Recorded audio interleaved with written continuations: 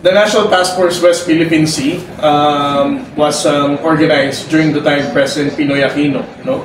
And the chairman of the National Task Force West Philippine Sea sa administrasyon na to is the National Security Advisor, General Eduardo Año. There are a lot of government agencies na nandito, kasama natin ang Armed Forces of the Philippines, Department of National Defense, Coast Guard, DFA, DOJ, and so on. We have meeting dito sa NTFWPS. It's an interagency task force. Pinag-uusapan natin dito ang mga issues sa West Philippine Sea. And it's not just the Armed Forces of the Philippines or the Philippine Coast Guard that formulate our response dito. There are working group under the National Task Force West Philippine Sea.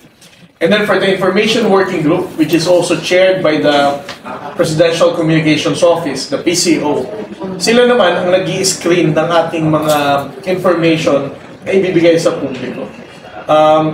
It is not just solely the Philippine Coast Guard, through me, that decides kung ano ang mga impormasyon na ilalabas natin sa publiko. This has to be cleared by the Department of Foreign Affairs, the Armed Forces of the Philippines, and of course chaired by PCO, and of course approved by the National Security Advisor. Ibig sabihin, all of these government agencies are really working for the national interest. So, kung ano man ang nakikita natin ngayon na development sa approaches natin in the West Philippine Sea, this is not just decided by a single personality dito sa gobyerno. But of course, we need to give credit sa ating Pangulong Bongbong Marcos. He is our Chief Executive. Kung ano man ang kinainatnan ng ating approach dito sa West Philippine Sea has always been guided and approved by President Bongbong Marcos. So, lagi kong inuulit, no? President Bongbong Marcos has given us a clear direction to provide the right information and factual narrative to the Filipino people. It's because he believes, no, that it is the obligation of the national government to provide Filipino people the right and accurate information in the West Philippine Sea. Dahil ang laban natin sa West Philippine Sea, hindi ito laban lamang ni Pangulong Bongbong Marcos. Hindi lamang ito laban ng Coast Guard or ng Armed Forces of the Philippines. Naniniwala po ang administrasyon ni Pangulong Bongbong Marcos na ang laban natin sa West Philippine Sea ay laban ng bawat Pilipino. The ongoing maritime dispute impacted regional stability, the economic activities such as fishing and resource exploration, and freedom of navigation in the area. Well, on the implication ba yun sa Pilipinas or the region? Yes, sir. Our region. Ang issue natin sa West Philippine Sea, ang nagpapagulo lang naman talaga natin dito pag sinabi natin instability in the region or in the entire South China Sea, ang pinag-uusapan lang natin dito basically is China. I think it's important for us to highlight na ang pinagdadaanan nating illegal presence, provocative behavior, and bullying tactics of China ay hindi lamang tayong nakakadanas. No? This is also being carried out in the exclusive economic zone of Vietnam, also in Malaysia, also in Indonesia. No? So, kung pag-usapan natin dito, how are we going to characterize itong instability dito sa region? What is important is China lang naman ang gumugulo nito, not any other countries in the region. And for Southeast Asian countries, particularly the claimant states in the entire South China Sea, not just in the West Philippine Sea, we have a common understanding of not elevating the tension, not provoking any claimant state. It's only China who's doing all this. So, masasabi natin na ang dahilan lang ba't nagulo to is because of China. I would also like to respond na ang instability ba sa West Philippine Sea or the entire South China Sea as a whole is because of the great power competition ng United States at China. Kasi alam naman natin na ginagamit din itong naratibo ng mga pro-China trolls, no? Na ang instability daw sa West Philippine Sea ay dulot lamang ng kompetisyon between Amerika at ng China. Of course, we cannot speak for other countries. Pero pag-usapan muna natin ang West Philippine Sea. Kung ang pag-uusapan natin, US ba ang dahilan? Kasi itinatali din nila kay Pangulong Bongbong Marcos ito. Na kaya tumataas ang tension sa West Philippine Sea kumpara ng mga nakaraang administrasyon daw ay dahil President Bongbong Marcos has decided to get closer with the United States. No? Walang katotohanan yan. No? Kasi 1992, the American bases left. 3 years after, 1995, China has occupied Mischief Reef.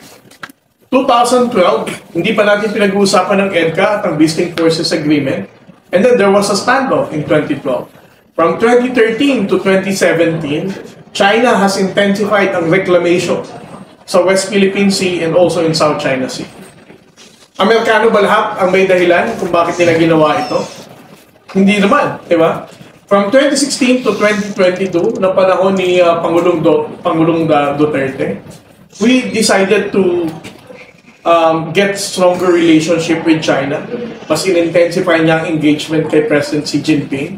At he even canceled ang mga balikatan exercises.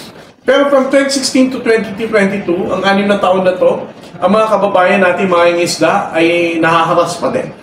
Ang resupply mission ng Armed Forces ng Philippines ay nakaka-experience pa rin ng water cannon. So, hindi mo masasabing Amerika lang ang dahilan kung ba't nag-instabilize ito. No? What is clear here is that ang pagkagulo ng West Philippine Sea ay alinsunod sa greedy ambition ng China na i-justify ang kanilang 9-dash line before, ngayon 10-dash line na, without any legitimate explanation kung bakit nila ginagawa ito.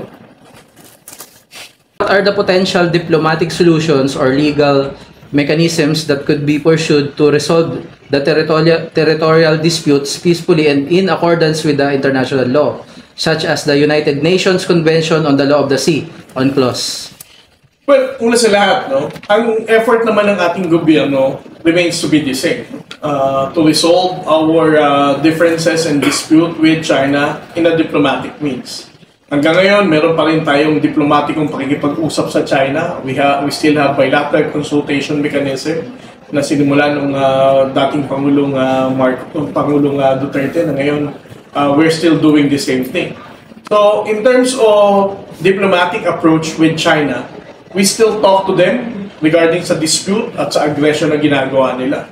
Ang problema lang is that for China, kung tayo man ay naging sincere, matapat sa ating pag-uusap, ang China, hindi nila ino-honor ito. No?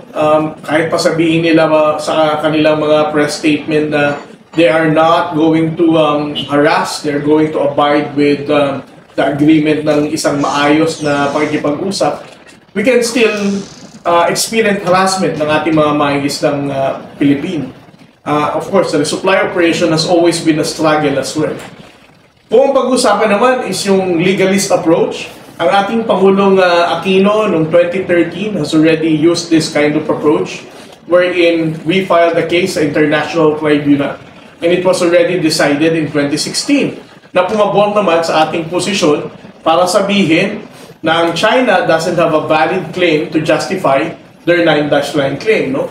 So, ang ating administrasyong Bongbong Marcos, the only difference is that we choose to amplify the publication ng aggression ng China dito sa West Philippine Sea. But the legalist, the diplomatic approach remains to be the same. And for President Bongbong Marcos, he doesn't want to intensify the tension or even escalate the tension dito sa West Philippine Sea. This is the reason that even if we're being water cannon, despite of the aggressive action of China, ang Philippine Coast Guard and Armed Forces of the Philippines remains to be professional in dealing with them. Besides the Teresa Magbanwa class MRRV, does the PCG plan to acquire a larger patrol vessel that is more than 100 meters? Well, the Teresa Magbanwa class are 97 meters lang ang haba. If the question is, do we still intend to acquire more 97-meter vessel? Last November, the President has already approved the NEDA resolution for the acquisition of 5 more 97-meter vessels. For the Philippine Coast Guard to have much more larger vessels kung saan we can be able to prolong our patrols in different parts of the country.